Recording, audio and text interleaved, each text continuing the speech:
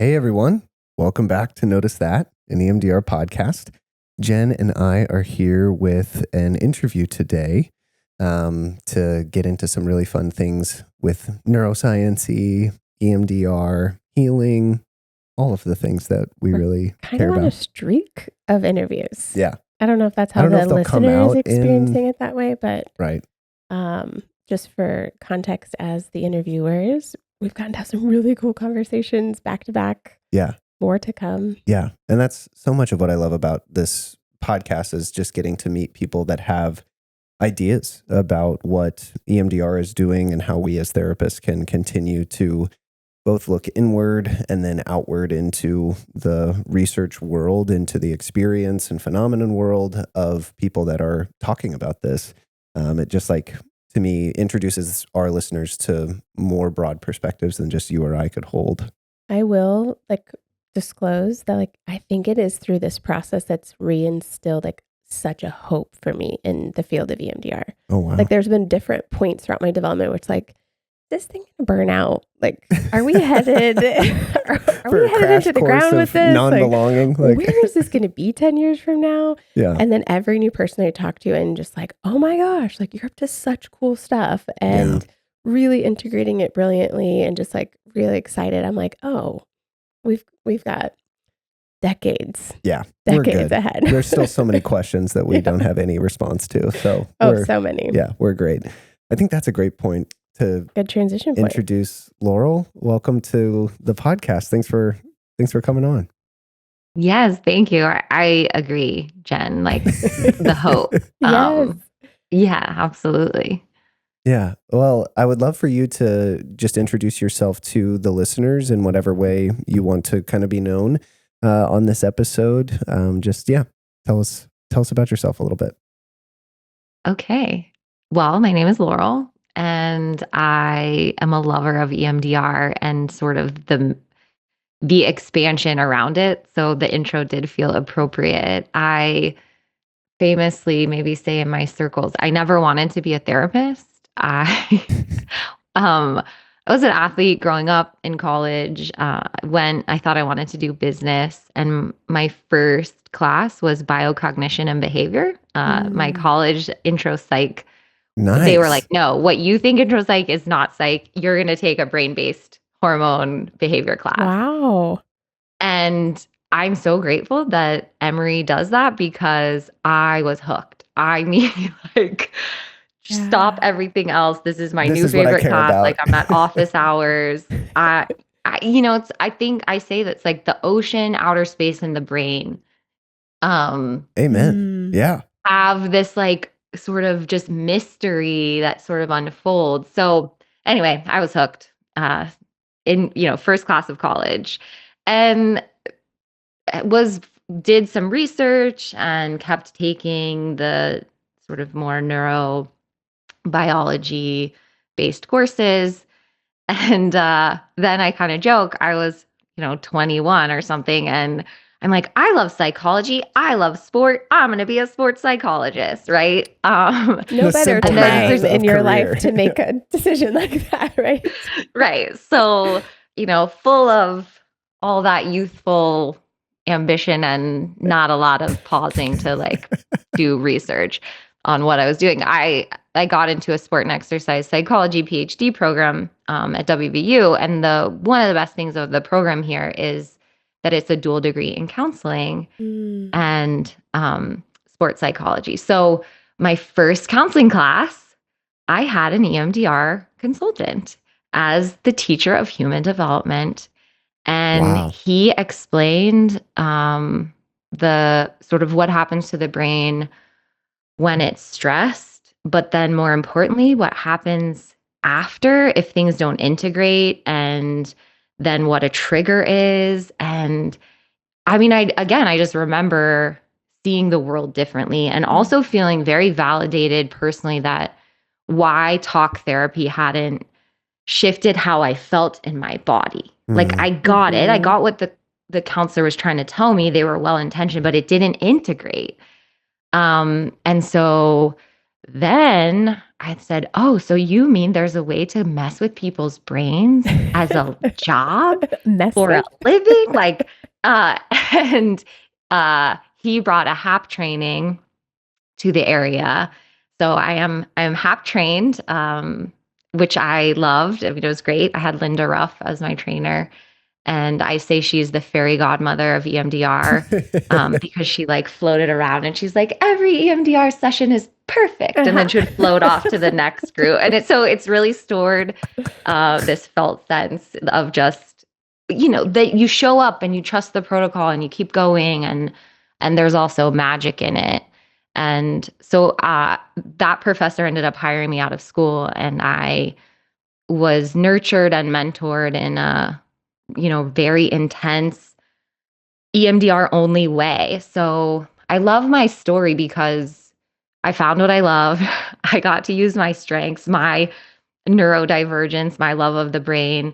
And I had a good mentor who could speak that language to me. And so Salience Network and Default Mode Network and these were integrated into my learning from the beginning. Yeah. And I say that now because people are often like, how do you know all this? How did you learn all of this? And I said, well, I have a 4-year degree in it. Yeah, yeah. Mm-hmm. And then I had a mentor who spoke that language to me. So be patient, this is possible, and it will take some time because it is a big topic. But I also like to give people context that it didn't happen overnight. I didn't teach myself all of this through reading textbooks. That would be amazing. I know there are a few people who can learn that way. That is not me.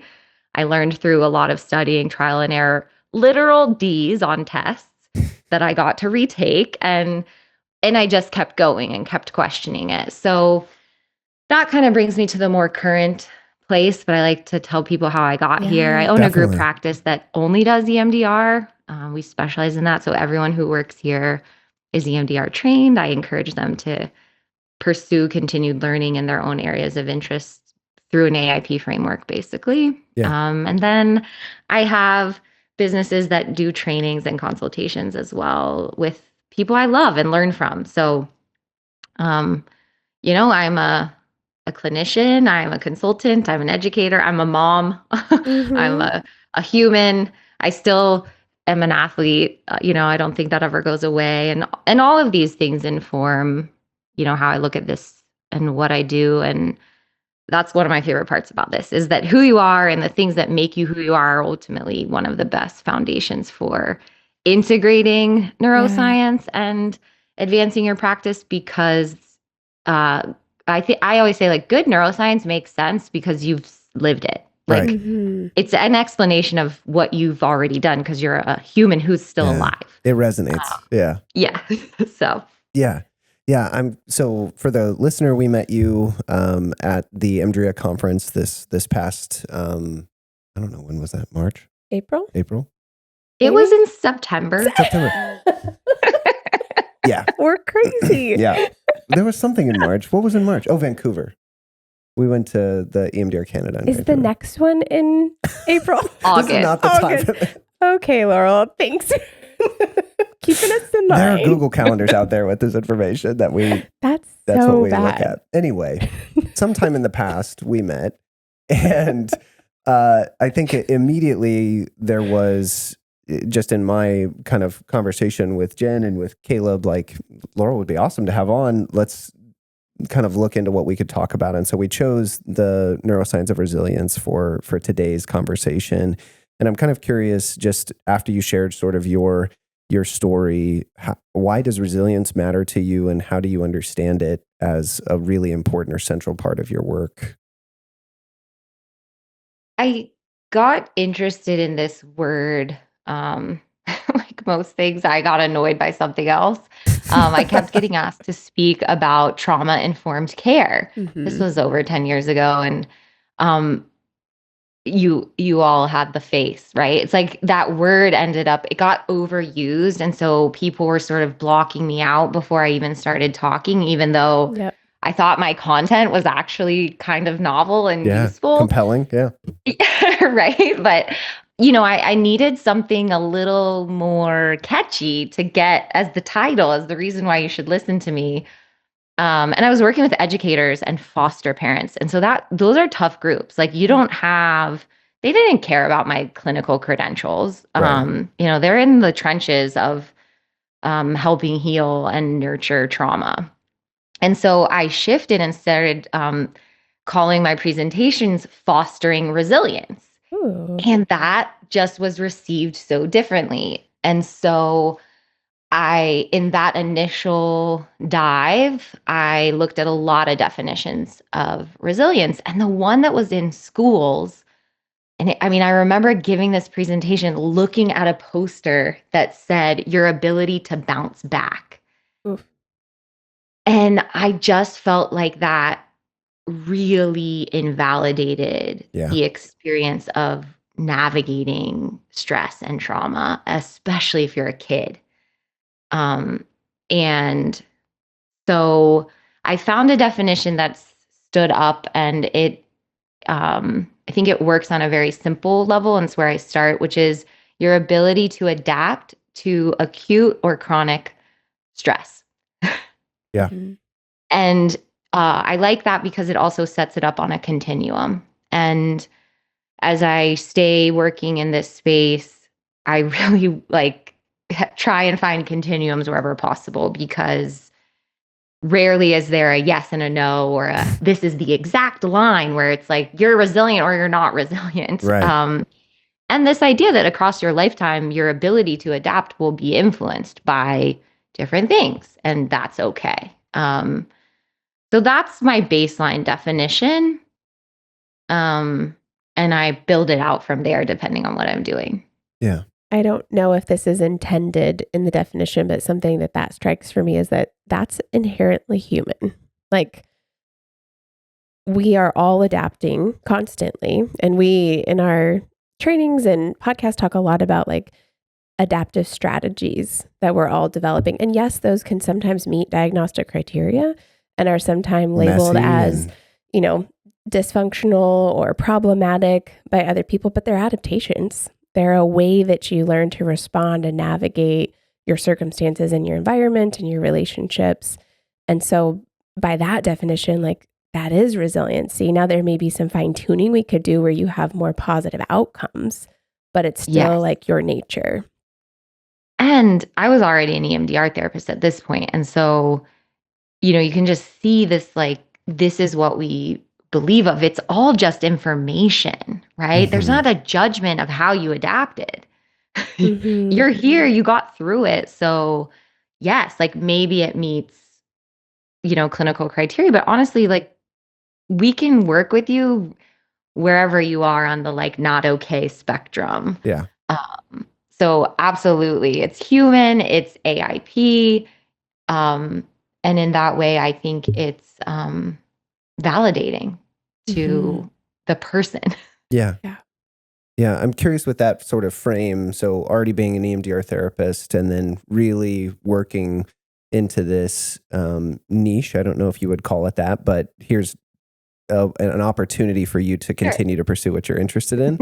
What did you make of what you found of here's what the literature says and here's how it's kind of squaring with my experience of my own life and then my clinical work? Like, how did you make sense of what you found? Make sense of. I love that.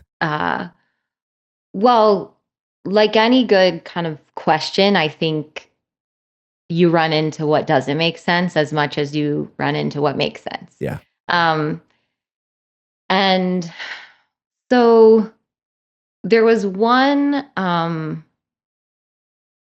area and sticking point that I think doesn't get talked about enough in our field. And I'm really talking specifically even to EMDR and trauma treatment field, is that we don't fully understand the neurobiology of trauma. Right. So we are actually working and treating with something we don't fully understand. And then we like to be, and I'm using the big we, societal we like to be really critical of other people's way of treating it, even though we don't really know what we're treating. Yeah. And so I find that to be humorous, Yeah. or maybe a waste of resources. Right. Hypocritical, like there's Sure, all right. kinds of stuff. Yeah. And so when I started reading about resilience, I got excited because there's a lot of the same players. The HPA access is getting mentioned. The default mode network is getting mentioned. The salience network.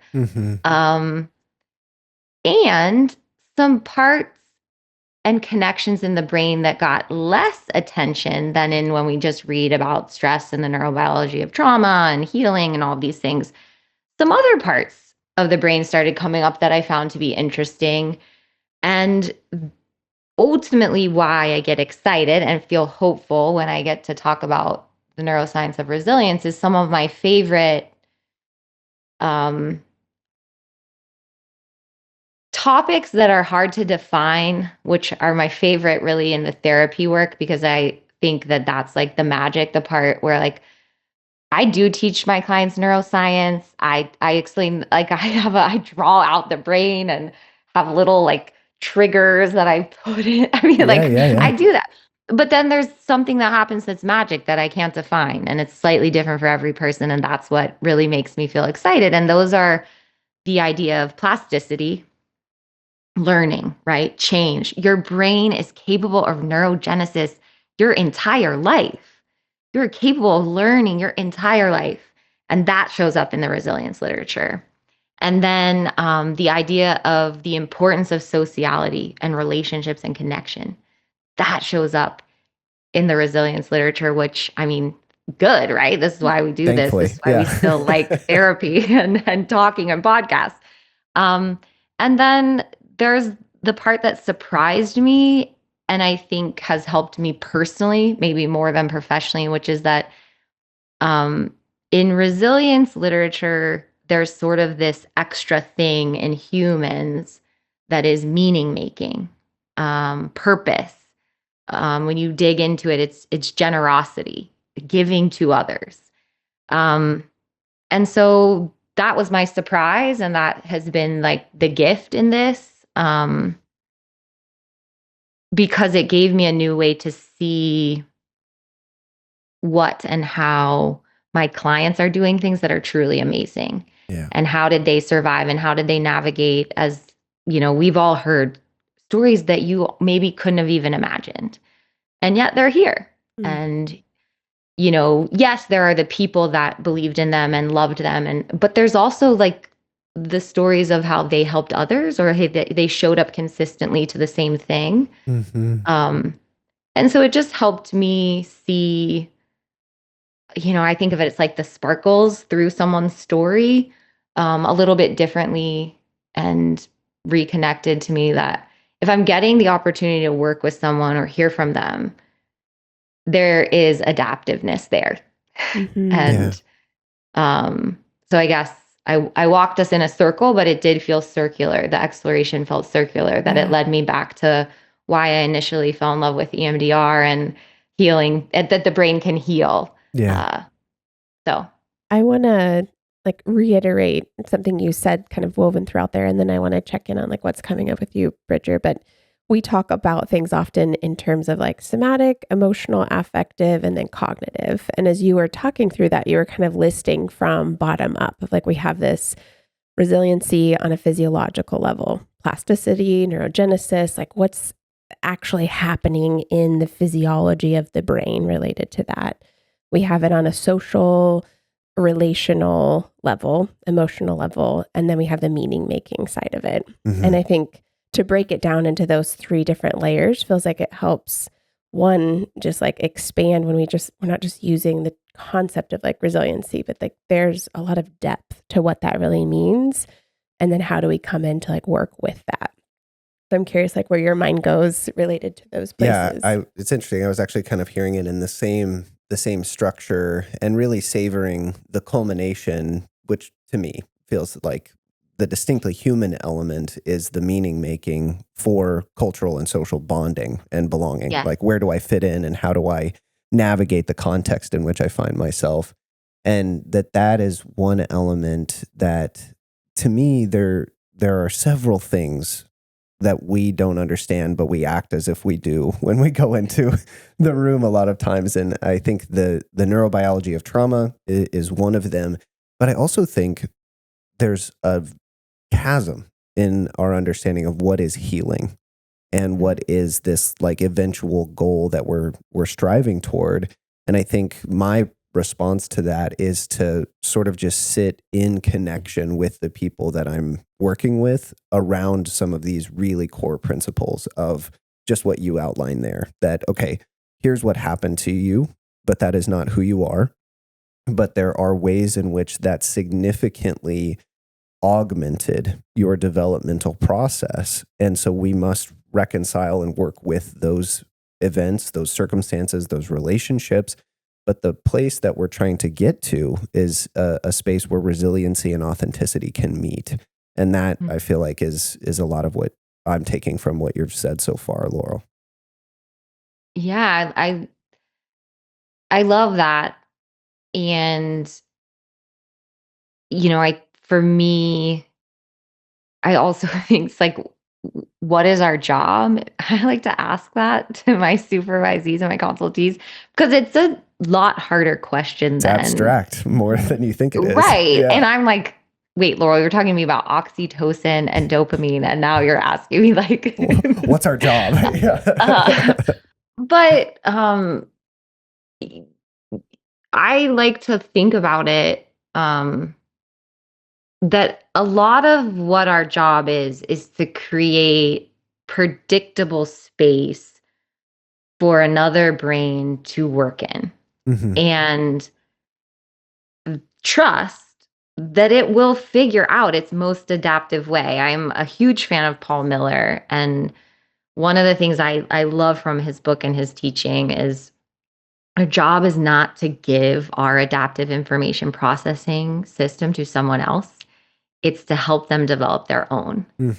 And I think this idea of if we're going to maybe say we're resilient workers, that's more of it, is that like, how do we help maybe turn it on in them versus try and fix something, which to me is very AIP. Like, I don't think we're broken. I think we're glitching, we're disconnected. Like, I think of what we do much more like kind of physical therapy for the brain than surgery. Right, right.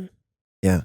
Could you give, you said this in our conversation before recording, but could you talk about the relationship you see between healing and resilience for the listeners? Yes, I try and avoid defining healing. Yeah. Because I think as soon as you think you got there, it moves. Whereas people are innately resilient. And actually the research in mice in particular, which we can control much more, really shows that the acute response to a stress is helpful. Yeah. And it's designed to be helpful. It is not inherently the problem. The problem happened, the thing survived, the mouse is alive. And so the byproduct is a byproduct of it surviving. And so that is resilient. Now the question becomes post-stress. How well is the person, the system, the mouse doing? And so I think about this more as like connecting them into their innate resilience, connecting them into continuing to survive, but also increase the orientation to that something exists other than survival. So I think about it as like my work is to connect them to their resilience and help them see it and believe it and access it even when they don't feel resilient. And that healing is kind of the path. And I like to say that the definition of when you work with me in EMDR, healing is that the thing is going to happen way, way, way, way, way less often, right? Like we're not going to get triggered. We're not going to feel off of our sort of normal middle. when it happens, we're able to recognize that it happened much faster, quicker. And then when we recognize that, we know what we need to do to help us come back to our center. And that is my goal for everyone that I work with. It is not that you are never triggered. It is not that you never have a nightmare. It is not that sometimes you're like, that's my best friend's birthday party, but I'm not going. Yeah. It's that you have the ability and the understanding of why your nervous system, based on your past experiences, are probably having this reaction in the moment. You cannot be flooded with shame. And then you have some access to resources, whether that be coping skills, whether that be a walk in the woods, to reset yourself. And if we could all be better at that, I think we would all be doing a lot better. Yeah. As you were describing healing and describing kind of that process, the de-shaming elements just kept coming to my mind. Like, where does shame come in as a disruption of the natural innate resiliency that we have? And I think it first came to my mind when you're describing the mice. I was like, oh, well, they're responding. And it's like, I experience no like judgment, criticism, or shame around what my response was. But I think that seems to be like a really major perpetuating factor in our clients of that social element of, I did respond, I was resilient to the circumstance. And there's some type of critique, either self or other, around that in some way. And I feel like our culture perpetuates that in a really severe way of like shaming the diagnostic, the having this label on you and the shame that comes with that, and structured environments like school-based settings. And I mean, the list goes on of like how much of a disruption the experience of shame is from something that could be much more natural, adaptive, resilient, and then moving on. Yeah, I rarely make absolute statements, but I feel pretty good in this one of like, shame is maladaptive. Mm. Yeah. And, sometimes I'll challenge my consultees or like, what if all you do is help reduce shame in them? Mm-hmm. Yeah. That may be what the only thing that brain, that nervous system is giving you access to, and it will help them. Yeah.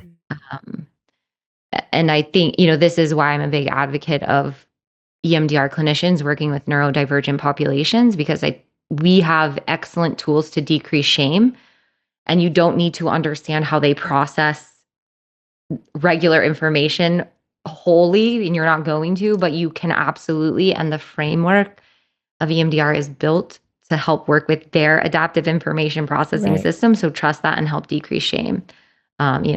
Maybe you have to ditch the SUD because it doesn't make any sense to certain brains, but you can assess if shame is decreasing in other ways besides the SUD. So I love that you picked up on that. And I think if someone answered my question of what is our job and they said to decrease shame, I would be like, okay, that was a very good answer. Nice. I will accept it. I will accept it. Yeah. A for today. Yeah. I so appreciate, even just at the fundamental level, the sort of values inherent to the conversation that, we're talking about AIP and its innate imprint in human beings and the way in which we're just built to respond to our environment. And you could call whatever comes after that, whatever you want to call it, but we're surviving. So yay. But I think in that, when you can center resilience as an innate functional expression of human physiology, then you really get to have a different understanding of what is trauma at that point. Of, does it stop with the incident, or are we now seeing recurrences, enactments, perpetuations of the traumatic elements that continue to disturb the individual? And in that, further undermine their own access to their resiliency. That there's something frustrating, like to the true sense of the word, that I have this drive that's emerging, and yet my social surroundings, my context will not let that be a part of who I am. And so I have to have the reemergence of strategy or symptom or whatever, because my resiliency like demands it in a way. Like I'm continuing to have to execute, for lack of a better word, this functional expression. because I still feel the elements of the trauma in my body. I still feel the pressure, the withdrawal, the alienation, the isolation, the shame. Yeah. I think I respond to that on such a like personal and human level. And I think people that listen will too. And this is what's hard about our jobs is we really like to help people from this like top down Right. word like but that's not what derails us. Right. And so, you know, one of my like most simple things that I started doing for myself and then I've given it to other people of like, when you notice that stuff in your body, just start describing it, right? Give it some language. And then I like to do the hypotheticals, like just to say like this, like crackly, like stuff that's crawling up your throat could be matched with some emotion words, just maybe. You know, what would they be? And, you know, whatever, anxiety, like fear, and I also like don't limit emotion words. That's one of my pet peeves. I'm just going to sneak it on the podcast. Like people are like, that's not really an emotion. I'm like, oh my gosh, it's a word to describe a feeling. Like let it go. This is not second grade. Okay. Amen. We'll clip that part. That's incredible. Yeah. We'll replay that one. Okay. But right. So like, then you start applying these words to it. And then I like to just do the zoom out based on the things you've had going on today or the last few days or even the last week. How do those emotion words potentially make sense to you? Yeah. And now suddenly our thinking logical brains that we want to use in the first part are back with us. Yeah. But it's just like that simple. And I know that you all teach that way. But I think one of the failures of psychotherapy is that how do we help someone reproduce what they can achieve in our office with what takes a lot of practice to cultivate a felt sense of safety? How do you produce it outside in the world where it's not? It's not. Yeah. And so that's one of my little just checks that I developed for myself. And it seemed to work decently because maybe it is that like, wow, this environment is very loud. I don't feel safe right now. And that one, I don't like it here. And oh, wait, I don't have to be here. I can go home. Yeah. And we're also bypassing shame because shame is meaning making that usually comes from this part, the top. I just tapped my forehead. That doesn't sound podcast. But right, it's like that reverse, like kind of maladaptive meaning making. Whereas if you can trace up from the body, kind of one level of the brain at a time, then like there's not really much to meaning make. It just sort of is what it is. This is a stressful environment. It's not a requirement that I'm here. I'm going to go. Versus why do I feel so weird? No one else is feeling weird. There must be still something wrong with me. But I can't leave because then like this person I just met will judge me. Right. Right. And you're like, so I don't know, that's what comes up for me when you say that is this is like the most mammalian thing to be disturbed by things that are disturbing. Right. Yeah. I'm curious with the kind of research that you've done and the different ways that you've sort of found language for it in yourself. Does the clinical implication look like here's standard EMDR, like it's already doing all of this? Or do you have ways that you've made modifications or just incorporated more from a conceptualization standpoint? Like this is really meaningful for the clients that I see, and so it might be helpful for other clinicians. Like, how do you see EMDR fit into this? Specifically with like in respect to resilience? Yeah.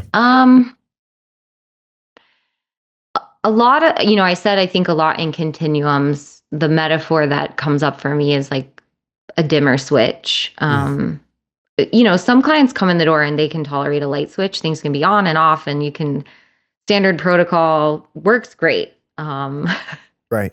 And I love that. That's really fun. But the nuance, every brain is so different because everything that happened to that brain influenced how it turned out, right? So I'd say as I read more about resilience, it has given me greater permission to be creative, but also lean into the creativity of the client. Yeah.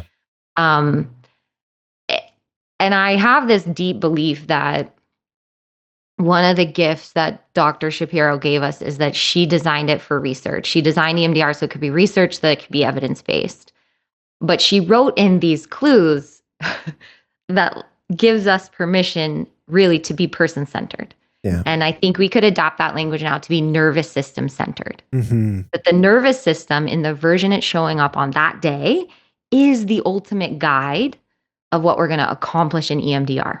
And that could look like we were doing phase 4. We've been doing phase 4 for weeks. And the arousal state of this human, I think it's a phase 2 day. And that's going to be a gift. And that is going to be absolutely the best thing for their long-term movement through the targets, right? Or it could be more nuanced. Like, I work with traumatic brain injuries and a lot of people who have ADHD tendencies or are on that spectrum. And, they each have, specifically with traumatic brain injuries, right? Like sometimes they can't produce the exact information for part of phase 3. And if they struggle to give me like an NC, let's say, like that's just hard. But I know that they feel it. You can kind of tell when someone's feeling the ick of a target. It gave me permission to move on, right? I don't want to get stuck on having trouble finding words when the goal is to attach them to the icky affect and then move it along, move the train. And so I think as I learned about these themes in resilience came up that it is about plasticity, neuroplasticity, and learning. So a brain I work with that's learning, I have hope for. Definitely. And the other thing that repeatedly comes up is that resilience is about integration and regulation. And so in EMDR, I really view the pause, like, what are you noticing? That's really important for integration. And sometimes we need to have pauses in other parts of EMDR. In phase 2, are we integrating? And that looks differently in different brains. And that's okay. And regulation. And, another area that I get excited about is biofeedback and how we can use some of that in our work, because that is actually a true metric of regulation. Right. Yeah. I teach people about the little heart on their Apple Watch. I'm like, you should look at that. Let's talk about it. And I also love like data gives you separation from something. And it's like, we can just work. Like that to me is very much healing from trauma. Like take something about you, separate it from yourself, and then let's say what you notice. And even if you notice like, whoa, your little dots are a lot different than my little dots. I'm like, yes, you are much younger than me. Your resting heart rate is not supposed to be the same as mine, right? I mean, and they're like, oh, it changes. Right. So there's that. And then, I think one of my favorite pieces about, is the meaning making. And I was trained to really stay out of the way in EMDR. To use interweave sparingly, like really trust the person. And then as I got older, and I just think the work becomes a little more nuanced with more life experience, this learning about resilience and meaning making, I think welcomed in some conversations that I would have probably stayed away from, of like, how do you conceptualize meaning? What is your purpose? Like, what do you feel gives your life a sense of purpose? And I mean, please hear me, that's not like a first session topic, right? Like Sure. There is a time and place for these conversations, but that is part of future work. Phase 3 work, like meaning making and goal setting, has to do with the future prong. And so looking at resilience, I had a new increased appreciation for what could be possible and what might fit into that third prong of EMDR. Yeah. My mind keeps going back to the title of your training, the fostering resilience. And I'm curious, like, whether you use that concept or not, but like, what is your approach within standard, or maybe it's like more phase 2 work, but what are some of your practical means of fostering resiliency for clients in EMDR?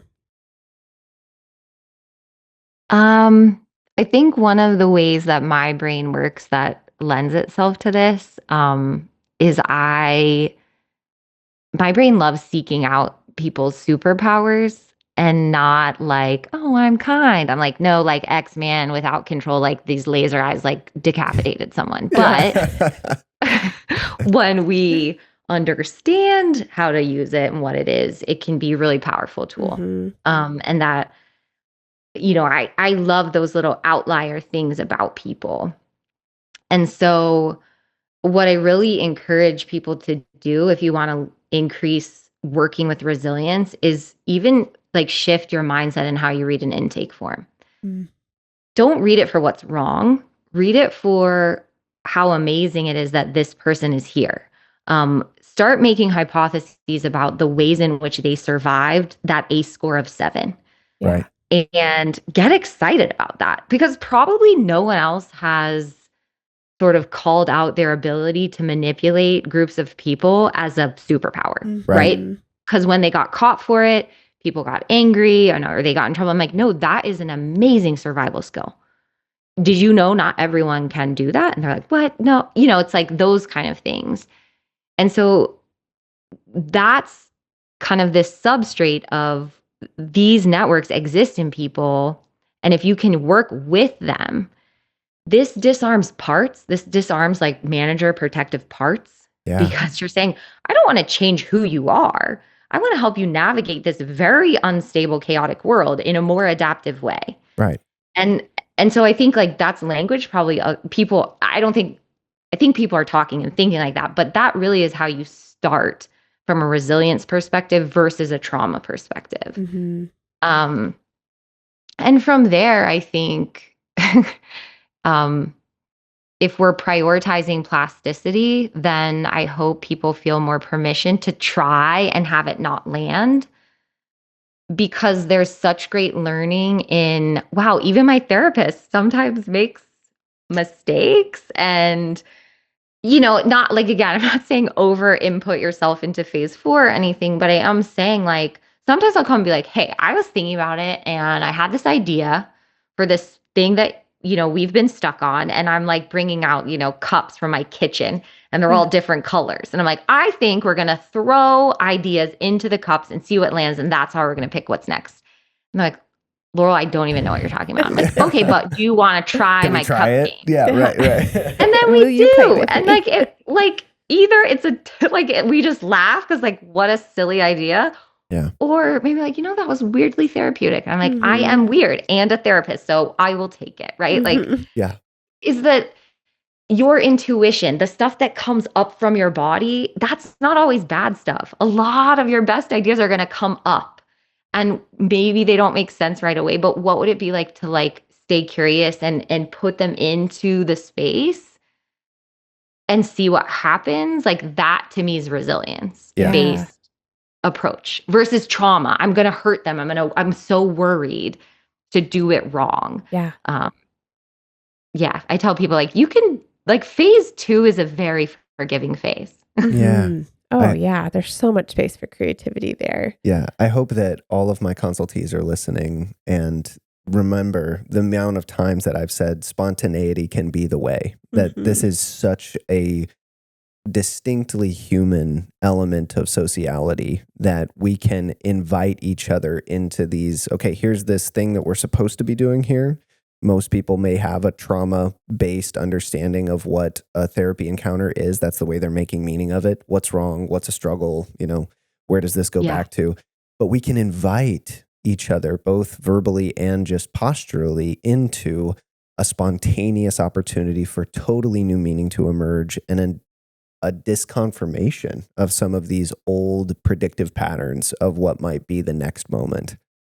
You think about Yeah. that word disarm, like to be invited into an experience of healing through spontaneity, creativity, some vulnerability from the therapist. Like I was thinking about it in my house, and here are these cups, and like I don't know if it's going to work. So what we're going to do is we're going to write down stuff, and then we're going to bunch it up, and we're going to throw it. And they're like, okay, a playfulness and excited energy. The way that that's disarming these protective mechanisms or the strategies that they've developed to not encounter the distress of their experiences, that have blocked them in that learning process, in the ability to heal from their experiences, versus coming in and it's like, and I don't know how many times you guys hear this, but it's like consultees will tell me, clients come in and they're like, oh, is it an EMDR day? Like they're like bracing for it. Like, oh, are we going to work on that target? Like, and they're coming in guarded and kind of dreading it and holding certain expectations. I just think it already sets a different foundation. I also, Laurel, love the reference you made about intake forms. I think that really highlights our field as a whole, but specific, the kind of like work we're doing in the field of trauma. Our intake forms traditionally are all about what's not going well in your life. Those first intake sessions are all about what, like they come because there's a problem. Tell me about these problems. Tell me about the conflicts in your relationship. Tell me about all the things that didn't happen for you that you needed to happen, versus really looking at like, we're going to learn all of that through the highlighting of like learning their strengths, learning their assets, learning what meaningful moments happened for them that, or things that went well in their life. It's just such a different energy, and I think a different kind of perspective to take that will be a major paradigm shift for the field if we can lean into that. Yeah, and how different like it feels in our bodies now to be sitting talking about looking for that stuff. Like it lightens us, we all of you who are in the field, like we need you. You're so important, and we got to take care of yourselves. And I'm always like, how can we get curious about, instead of like saving our energy, finding life-giving, life force, like positive, adaptive energy in what we're already doing. Yeah. And like, that's it. Like if you find the thing that makes you go, wow, this person is amazing, that feels energetically and emotionally and physically so different than, oh my gosh, I can't believe so many horrific things happened to this person. Yeah. That's part of their story too. And I think like the goal of EMDR, right, is to increase someone's capacity so that they can see that their life is both, and that they are moving toward this place of worthiness, enoughness, love. And so if we aren't practicing that, seeing both in them kind of continually, then we're guiding them somewhere that we're not hanging out very often, which seems like more work to me. Yeah, I'm thinking of some of the recent conversations I've had with consultees and supervisees just around cases of, just chronic and pervasive depression and things that really suppress an individual's energy and motivation and desire, and creates a really gloomy, to put it lightly, like forecasting of the world. Yeah. And how sometimes those sessions can just feel so heavy. And I think that's something that I don't want to just like shy away from in this conversation, because to me, the antidote is still play. Like that is still a thing that I go to, but I totally resonate and just want to validate the feeling of like, yeah, but that feels a million miles away sometimes in the room. Hard to play, like to generate your own playful energy. Yeah, when there's this nervous system that's like, nothing will work for me. Healing's impossible. I don't know really what's keeping me alive at this point. Like, there's just such a heaviness in that. Yes. And, maybe another episode, but you look at brain scans of major depression and brain scans of post-traumatic stress disorder, they look vastly different. Yeah. One is a darkness, the lights are out. And so we're trying to flicker neuroactivity back on, whereas PTSD is really an overactivity. And so, I just say that because this is where the continuums and learning more about neural networks and how they communicate becomes really important, because brains don't like to jump like multiple steps on a continuum, right? They're going to be coaxed and moved, and then that's a stretch. And then we see if we can maintain the stretch. And so a lot of us specialize in complex PTSD or work more in PTSD because there's more energy in it. It's an over energy, right? Right. Versus on the other end of the spectrum is depression. And so you're right. It's going to take a different approach. And, I come back to shame of if we can help decrease shame for sitting in the dark metaphorically. And also sometimes like the first validation, the first recognition is that you showed up. You're here. And I also like to say, and I feel probably more excited and happy than you about that. And I get to have that response. But I'm curious what your response is and what's coming up in you when we just pause at that you're here. And that's the welcoming, that's the stretch back. And it's also a bit playful. Yeah. Because I'm calling myself out that I'm my own person and I get to have an opinion that you can disagree with. Yeah. I like to welcome healthy disagreement as a form of play and practice and sociality. And I just believe so much in that a flicker of light is not no light. Yeah. Yeah. I spend so much time in supervision with individuals talking about these types of cases that it really is like we think about an attachment, a bid for connection externally. It's the same way. You're trying to send a little bit of connection for that flicker to pop up, and let that continue to be now a rhythm that we engage in with each other. That, okay, when I'm meeting with Laurel, it feels different than it does when I go home and am just poured onto with this depressive energy or just can't get out of bed or whatever, that there's this little spark of something different. And when we look at the affective potential of recognized difference, now we have a real opportunity. You were talking about oxytocin and dopamine earlier. You're just setting the table for a totally different kind of meal when you can genuinely spot difference in a predictive process, that Laurel is treating me different than somebody else does. That's intriguing to the mammalian architecture. Now it's like, oh, I can start to come back. Right. And like you said, like the what happened is different than the prediction. And then we have to pay attention to the environment now, not in what we think is going to be, but the now, and you catch another spark. Yeah.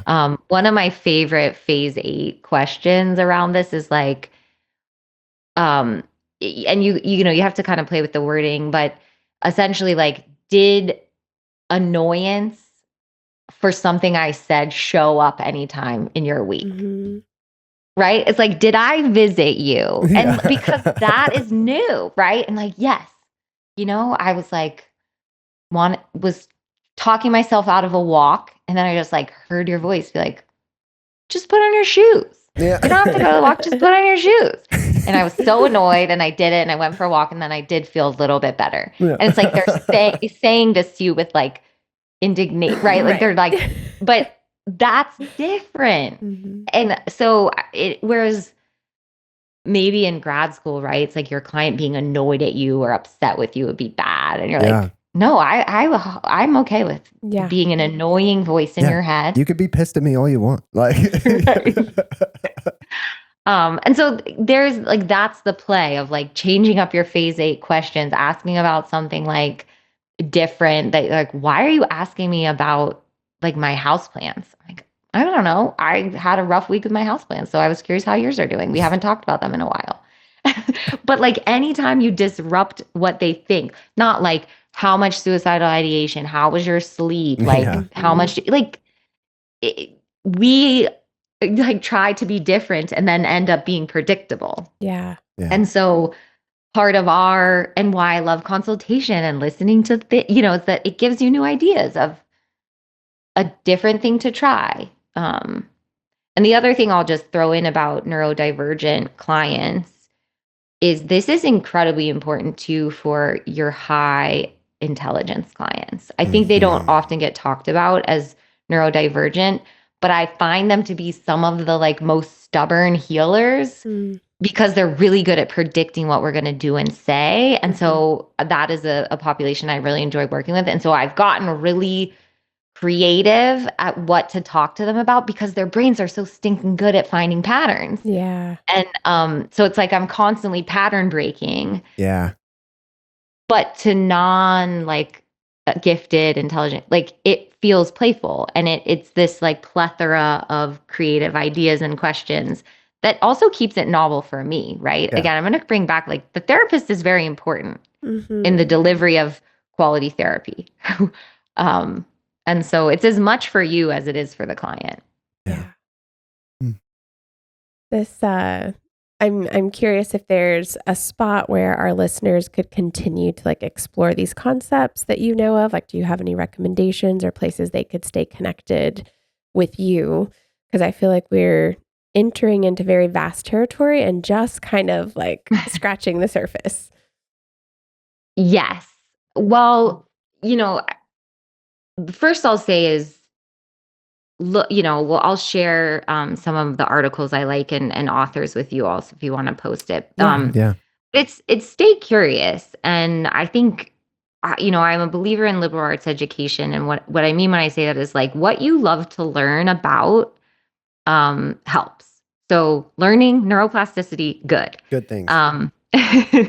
And then, a challenge I would give people is take trainings that aren't necessarily in exactly what you're interested in. We have this tendency, right? It's like I take every neuroscience training and I'm like, I didn't really learn that much. And then someone's like, yeah, Laurel, because that's what you teach, right? Like this was, so it's like, try something that feels novel and you don't know much about, because that's going to make you better in your area of expertise, because that's where I get my creative ideas. It's listening to people that work with a religious trauma and something that they're doing. I'm like, oh, I think that'll really help this person. So find inspiration in people you respect and are interested in, but are different than you. And then I'm a believer in consultation and connection and groups and talking about it.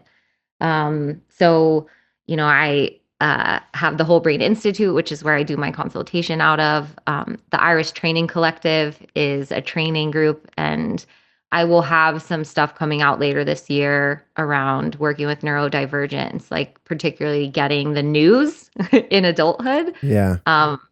Which is an area of interest. Hope to be at EMDR again. So, stay in collaboration, stay in community. This is a good one. The EMDR community is special. It is. I'm saying that to two people I met at the EMDR conference, but and you can reach out. I say if it's less than a 5-minute response in an email, like I will send it. If it needs more than that, I will tell you how you can book a consultation or where else I think you might be able to find the information.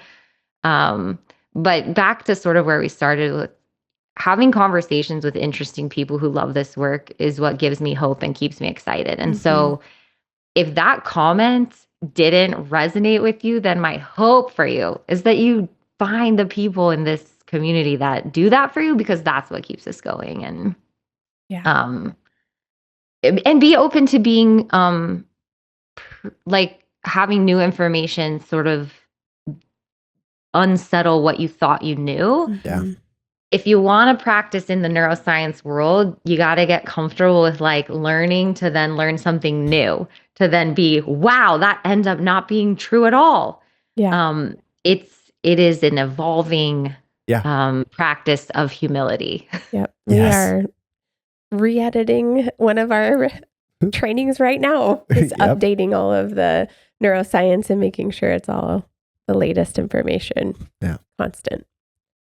Well, thank you, Laurel, so much. Oh, sorry, I cut you off. Oh, I was just going to say the caveat to that is like, if you're explaining it maybe in a more simplistic way, but it helps your client, like you helped your client. So Yeah. don't, Right. It's a practice. We're all doing it. Like they just said, they're editing an actual training.